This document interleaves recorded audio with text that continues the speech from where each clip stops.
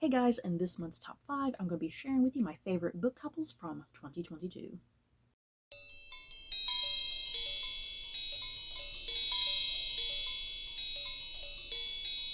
So, every year in February, since February is, the month of love and we have Valentine's Day and whatnot, I always like to reflect on the previous year, some of my favorite book couples. So yeah, all of the couples in this particular video are going to be from books that I happened to read last year in 2022. So, let's get going. At number 5, Juliet Tilney and Jonathan Darcy from The Murder of Mr. Wickham by Claudia Gray.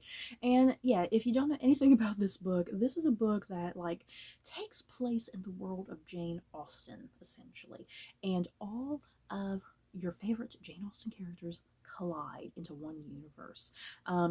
Mr. and Mrs. Knightley, they are hosting a house party that's going on for like a month or so. And yeah, all your favorite Jane Austen characters are invited to this house party. And this is where the characters of Juliet Tilney and Jonathan Darcy come into play. These are both unique, original characters to this universe. If you can't tell, Juliet Tilney is the daughter of Catherine and Henry Tilney from Northanger Abbey, right? Yes, that one's from, I believe that, yeah, Northanger Abbey. And Jonathan Darcy being the son of Mr. Darcy and Elizabeth Bennet from Pride and Prejudice. I really liked Juliet and Jonathan. They were just so sweet and charming and charismatic in their own ways. Juliet, in some ways they're kind of like polar opposites. That's kind of what I liked about their personalities in this book. They're polar opposites to some extent, but the whole opposites attract thing, which I think Jane Austen likes to play around with. Because Juliet Tilney, she's really like spunky. She's really spunky and energetic, and she doesn't want to be tied down. Just because she's a woman living in this era, she doesn't want to be tied down and doing things. And if she can help out and do things, she wants to do things. Whereas Jonathan Darcy, on the other hand, Jonathan is very much like Mr. Darcy in some ways. If you recall how Mr. Darcy is in Pride and Prejudice, Jonathan can be a little closed off and he can shut down a little bit. He's really quiet, and sometimes he'll say stupid things at the wrong time, that may or may not sound vaguely insulting, but he doesn't mean for it to come out that way. So he's very much his father's son, very, very much. I love Juliet and Jonathan in this particular book. And the big crux of this book, as it's called The Murder of Mr. Wickham. Juliet and Jonathan really kind of come together and start forming a relationship with each other through their investigation of the murder of Mr. Wickham. Mr. Wickham arrives at the house. He winds up dead, obviously, and someone within their midst has to be the killer. Who is it? So together, Jonathan and Juliet are unraveling the clues and the mysteries and the evidence and trying to figure out who amongst their party is the killer and whatnot. And yeah, they just have such a lovely bond and relationship and a mutual trust, and they're able to get each other out of their own personal shells that they're in, and I just absolutely adore them. At number 4, Megan and Ash from the Iron Fae series by Julie Kagawa. Yes, a young adult couple on this list. Every so often I do like to dabble in young adult, and every so often I do like me a good little cheesy young adult romance. And that's very much what Megan and Ash are in this book. There's a little bit of cheesiness there. There's a lot of teen angst and teen drama, and of course, as a young adult, there's a love triangle in there as well. I was very tempted to put the love triangle as a whole on here because I freaking loved the love triangle in this. But yeah, if you don't know what this series is about, it takes place in our world. Megan is a modern day teenager, but she quickly discovers that she's actually part human and part fairy. She comes from a fairy kingdom where her father is actually King Oberon from like A Midsummer Night's Dream, you guys. It's random, go with me. Her stepbrother at one point gets kidnapped by some fairies, and he's taken into the fairy kingdom. So Megan has to travel into the fairy kingdom to go rescue her stepbrother. And yeah, this is where she starts learning more about her origins and her identity and who she really is, that she's part fairy and whatnot. And it's here, of course, that she runs into the really brooding, attractive angsty, dark Prince Ash, of like of another separate kingdom that's different from like her kingdom that she was born into and whatnot. So yeah, their two kingdoms are like rivals and enemies. So of course you have like this taboo relationship between Megan and Ash that they're not supposed to be together, let alone the fact that they shouldn't be together anyway because she's part human. So yeah, I love these two. Like I said, it's kind of your cliche, typical young adult romance between these two. It's a little cheesy and corny sometimes. And weirdly enough, I did not like their relationship initially in, I think maybe the first two books. I'm thinking, because I believe it's 4 books. This series is like four books. I did not really like their relationship at first for the first 2 books because I was actually more into the other bit of the love triangle, with her relationship with another character named Puck, like Puck from A Midsummer Night's Dream as well. I liked her relationship with him, but in the final 2 books in this series, that's when Julie Kagawa finally grabbed me and hooked me and really got me invested into Megan and Ash's relationship, because I was initially having a really tough time understanding Ash as a character, because in the first 2 books he's just that, he's just so angsty and brooding, and he's kind of a bit of a jerk and a jackass, and it's like, why do I want Megan with this guy? So finally the last 2 books you start to get a lot more of Ash's personal backstory and the demons and struggles and vulnerabilities and weaknesses that he's struggling with. And yeah, even the last book in the series, it's all entirely in Ash's point of view, which was incredibly helpful to understanding the relationship between them even further, and the links and depths he will go to protect and save Megan and continue their relationship with one another. So yeah, if you love your classic young adult romances, this is probably straight up your alley, something you're going to enjoy. It's definitely kind of reminiscent to like the early 2000s young adult, things like Hunger Games and Twilight and stuff like that. It's very reminiscent to that type of young adult. So I definitely would recommend that. And I simply adore Megan and Ash. They were cute. At number 3, Carlotta and Montgomery, from The Daughter of Dr. Moreau by Sylvia Morena Garcia. You may be thinking, well, this is a strange choice on this little list, but it's my list, and I'm going to put this on my list, you guys. Carlotta and Montgomery, they don't have like a relationship in the typical sense of a relationship when you hear the word relationship. I think their relationship, it's more the type of thing that as you're reading, you are just so hopeful. You're so hopeful, wanting them to get together and kind of envisaging this whole thing for them, like, oh, where their story's going to go and they'll be together forever. It's kind of more like that sort of thing, because like I said, they're not together in the traditional sense of a relationship. There's almost more of a companionship and friendship to some degree, and like this trust and bond that they form. Because the book definitely kind of ends in such a way that you are left hanging a little bit with their relationship. You kind of got to form your own little bit of fan fiction. You got to form your own little bit of fan fiction where things could go in the future with them, relationship wise. Hopefully that's not too much of a spoiler. I feel like I'm spoiling everything. But yeah, if you don't know what The Daughter of Dr. Moreau is about, this is a very loose, imaginative retelling of the island of Dr. Moreau, and Sylvia Morena Garcia has set this in like the 19th century in like the Yucatan Peninsula and whatnot. So you have this wonderful historical backdrop going on in this story. And yeah, Carlotta is the daughter of Dr. Moreau, obviously, and Dr. Moreau is here. He's being paid by somebody to kind of create these creatures. His investor has his own reasons why he wants these creatures. He has like a nefarious reason why he wants these creatures. Carlotta, she doesn't see these creatures as monsters or horrible beasts.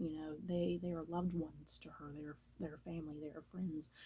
And then the character of Montgomery, he's kind of worded as being like the overseer of this property. He's essentially like security. He protects the creatures and Carlotta and Dr. Moreau, and if they need ingredients or equipment or groceries, what have you, he goes out and he goes and buys everything to bring back to Dr. Moreau and Carlotta and whatnot, because they don't ever leave particularly. I really like the characters of Carlotta and Montgomery in general. Carlotta is a very independent young woman. She loves the creatures that her father has created. Like I said, she treats them as, family and friends rather than monsters. Um, yeah, she's not stupid. She's definitely not stupid about things, and she really wants to like branch out and go out into the world because she's been stuck with her father, and she feels like her father is hiding things from which he is. You find out as the novel progresses, he's hiding things from her, not entirely telling her the truth about things. And then yeah, Montgomery as well. He's a character with a really tragic backstory. He's prone to alcoholism and drinking all the time. And yeah, he really likes to protect Carlotta. He's very protective of Carlotta. Because sometimes he kind of sees her as a little bit naive on occasion, which she is. She's definitely a naive young woman as well, since she's not gone out into the world, and he has seen the true nature of the world. He knows the behavior of people, especially men.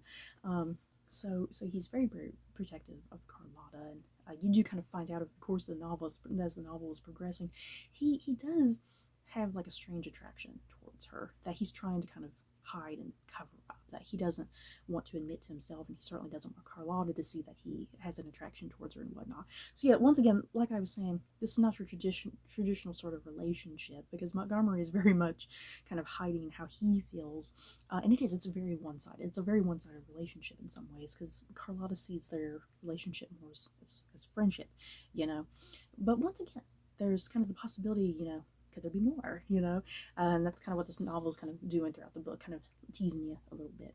So yeah, I definitely highly enjoyed Carlotta and Montgomery. They were just so sweet together, so perfect. It's like I definitely wanted them together. At number 2, Beatrice and Padre Andres from The Hacienda by Isabel Cañas. Woo, these two. You guys, yes, these two. If you don't know what this novel is about, this takes place in the 1800s, correct? Yes, this takes place in the 1800s during like the Mexican War of Independence, if I'm not mistaken, and it follows a young woman named Beatrice. Her father gets killed by some rebels, and her and her mother have to flee, and the only way she can kind of escape her situation, she ends up marrying a very wealthy man, and he takes her back to his hacienda. And it's here that she finds out that her husband had a previous wife. She's actually the second wife, so you gotta get those Rebecca vibes in this book as well. And Beatrice, she quickly finds out that all is not as it seems. What happened to her husband's first wife? Why is this house so eerie, so creepy? She starts hearing things, seeing things, and all of this starts to really get to her and affect her. And so she seeks out the help of the church, obviously, because she feels like the house needs an exorcism. So she seeks out the assistance of Padre Andres, who is a very hot priest, you guys, a very super hot, attractive priest. Hell yes. And not only is he a priest, Andres is also a witch, you guys. He dabbles in the occult. So Beatrice is like, yes, this is great. This guy, he dabbles in the occult, and I definitely need him to perform like an exorcism for me on this house. And Beatrice and Andres have some of the best sexual tension, you guys, because she's a married woman. He knows that. She knows that. And they really struggle throughout this entire book, kind of fighting their attraction to one another. But they are constantly put into a lot of just craziness and insanity with each other. They see a lot of things. They witness a lot of things. A lot of horrible things. This is very much like a horror novel. It's a horror novel. It's really grotesque and gruesome on occasion, with some of the things going on. So yeah, they're going through a lot together, and of course they're developing a closer bond and relationship with each other as a result, and yeah, it becomes more than friends at some point. So yeah, I definitely highly enjoyed Beatrice and Andres in this. It was so perfect, super attractive, super hot, wonderful. And at number 1 is Matthew and Diana from the All Souls trilogy by Deborah Harkness. Of course, this was going to be my number 1, you guys. I love Matthew and Diana, you guys. If you don't know what this series is about, Diana is a witch. Matthew is a vampire. In this world, it is so taboo for witches and vampires not only to be in relationships, but just to even exist with each other and talk to each other. It's so taboo. And this book not only does it have witches and vampires, but it also has like demons and stuff. And this whole story is about Matthew and Diana. They're trying to track down this really mysterious book that holds the origins to the world of witches, vampires, and demons, because some things are happening in their universe. Vampires are having a hard time creating other vampires. Witches are having troubles with their powers and witchcraft, and demons, for whatever reason, are slowly being driven to madness. So this book they're hoping holds all the keys and answers to the origins of their supernatural world and what they can do to kind of prevent this disease within their communities from continuing. So it is. It's a story of two species coming together that are not supposed to be together, and really uniting and making a difference, and kind of being this determining factor, like, hey, if we can be together and make it work, then maybe all of our species, we can all coexist with one another in peace and harmony, and really change things instead of keeping things how they used to be in the past, because things are so outdated between the species at this point. And yeah, Matthew and Diana, I freaking love them. They have such wonderful sexy chemistry with one another. They have a nice balance with each other. They complement each other quite wonderfully. Yeah, Diana, she has magic. She can help do things with her magic and whatnot. Matthew, he has his super speed and he can hear really well. So yeah, they complement each other with like their special gifts and whatnot, that they work wonderfully as a team when they're kind of doing stuff and trying to get information about certain things. So yeah, Matthew and Diana, wonderful. I love them. So you guys, that is it for my top 5 favorite couples that I read from books last year in 2022. In the comments below, what couples from last year did you guys enjoy? Who are your personal favorites? And yeah, any of the couples on this list that you enjoyed, just let me know. So that's it for this video. Don't forget to like, comment, and subscribe. And if you like this video, you may like these other videos. Bye guys.